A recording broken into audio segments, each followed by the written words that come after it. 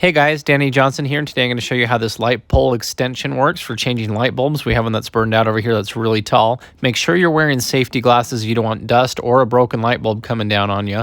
And so the way that this works is it slides in at an angle, and then once it's in, you can see the insulated area goes around the bulb. So make sure that all those are in place so that it has a nice soft area to contact the bulb. And taking it out, you want to do that at an angle like this again. You just kind of tilt it. So what's really nice is this is a reverse thread.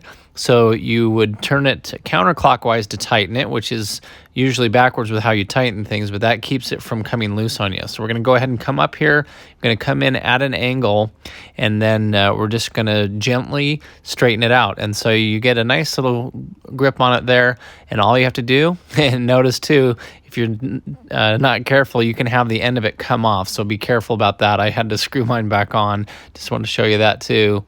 And so anyway, just loosen the light bulb and bring it right down.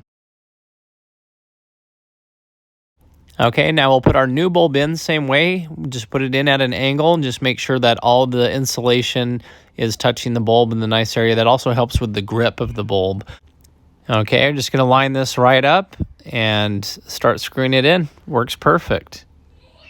And just a little trick I use is sometimes I'll go in reverse. I'll go counterclockwise just a second and then clockwise just to help line the threads up. But it works really well. So as soon as you get it good and snug here, all you have to do is test the light, make sure that it comes on. And we're just going to come out of this at the angle like we said before.